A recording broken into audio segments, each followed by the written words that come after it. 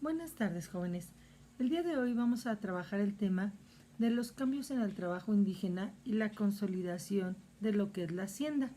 Y bueno, para esto vamos a iniciar con lo que es el objetivo. El objetivo es que ustedes entiendan o entender cuáles son las características más importantes del trabajo de los indígenas y de la conformación de las haciendas. Y bueno, para esto tenemos que la mano de obra indígena, pues en la época de la Nueva España era muy importante, debido a que esto les proporcionaba principalmente a los españoles una gran cantidad de riqueza. Pero en el siglo XVII ocurrió una inundación en la Ciudad de México hacia el año de 1629 a 1634. Y entonces este tipo de actividades económicas pues fueron afectadas porque la mano de obra indígena pues ya no se tenía. De tal manera en que la gente empezó a irse del lugar y porque había una gran cantidad de enfermedades. A raíz de esto, pues se buscó rehabilitar la ciudad, que el repartimiento, que era la forma de distribución de la tierra, cambiara. Y bueno, hubieron una serie de quejas para que la población regresara a trabajar. Y bueno, precisamente en esa época el virrey, hacia 1632, el virrey decide cambiar la forma del repartimiento por una que se llamaba la de las tierras libres, o sea, el trabajo libre. ¿Qué es esto? Pues que prácticamente los trabajadores junto con los patrones iban a determinar el pago del salario, pero además qué tareas iban a realizar. Y esto pues les iba a convenir a ambas partes. Bueno, entre las causas que podemos encontrar estaba pues que había un descenso demográfico, o sea, la gente se estaba yendo, la gente estaba muriendo por las enfermedades y esto pues no le convenía a los españoles, pero también la fragmentación de los pueblos, es decir, que no todos los pueblos se encontraban ya unidos, sino que se empezaban a hacer poblados en diferentes lugares, de tal forma que esto tampoco convenía. Esta alteración que hubo en los pueblos, en el surgimiento de este trabajo libre, pues llevaron a que crecieran las llamadas haciendas. ¿Qué es una hacienda?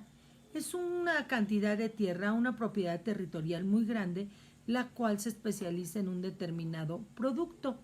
Tenemos que en algunas de las haciendas trabajaban los hombres libres a raíz de lo que establecían con sus patrones, pero también trabajaban los esclavos.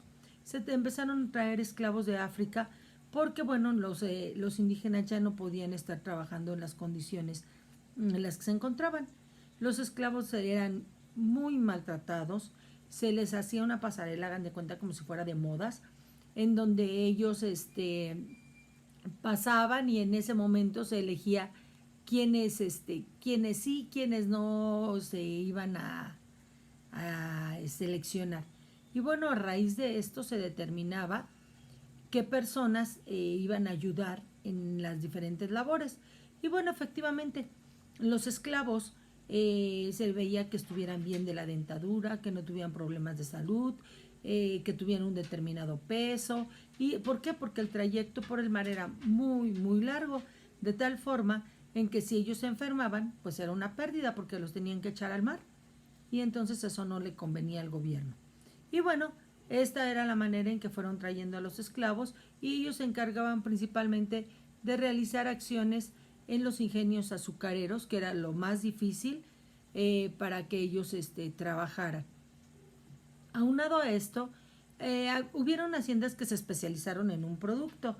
Había haciendas de azúcar, de alcohol, de cereales, de carne, etcétera. Y obviamente dependía mucho de cómo estaba ubicada la hacienda. Había haciendas que estaban muy cercanas a generar a las villas, a las ciudades, a los reales de minas, y esto le hacía que estuvieran proveyendo de materias primas o de algún tipo de comida o alimentación a esos lugares, y eran haciendas muy muy grandes, pero también había haciendas pequeñas. Por ejemplo, los peninsulares. ¿Quiénes eran los dueños, por ejemplo, de las haciendas? Pues eran los peninsulares, que eran los ricos, había algunos criollos que también, había comerciantes, había órdenes sacerdotales que eran también eran dueñas de haciendas, excepto los franciscanos. porque ellos habían hecho un voto principalmente de pobreza. Entonces ellos no iban a comprar haciendas, al contrario, iban buscando que la gente creyera en la religión y que vieran que ellos eran humildes y que eran pobres. Y bueno, pero de en fuera, muchos de las demás órdenes eran propietarias de grandes haciendas. Y bueno, vamos a ver que prácticamente en este caso, pues las haciendas comenzaron a crecer, ya no había límites territoriales, solo en algunas.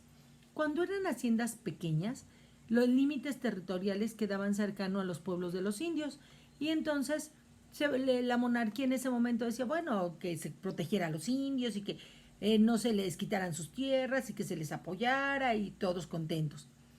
Cuando la corona se dio cuenta que había haciendas muy grandes y que esas daban muchas riquezas, entonces ya la corona cambió. ¿Qué es lo que dijo? Pues que ya no se limitaran en extensiones, que abarcaran todo lo necesario y que se necesitaban quitarle la tierra a los indios o a los indígenas, se las quitaran. ¿Por qué? Porque empezó a ver la posibilidad de recursos o la posibilidad de obtener algún beneficio de estas haciendas. Y bueno, así es como surge este proceso de las haciendas. A raíz de que los indígenas se tienen que trasladar por una inundación en la Ciudad de México, de ahí empiezan a surgir grandes extensiones de tierra, llamadas haciendas, especializadas en determinados productos que utilizaban a los indígenas como hombres libres para trabajar dentro de ella. Algunos dejaban sus tierras inclusive para dedicarse a trabajar en las haciendas, no necesariamente como hombres libres, dependían mucho del señor que manejaba la hacienda, y otros pues eran los esclavos, eran los africanos. Bueno, espero que les haya quedado claro un poquito lo que es la hacienda, y bueno, les voy a dejar por ahí una actividad que la van a completar con este video. Estamos en contacto, chicos. Cuídense mucho y nos vemos.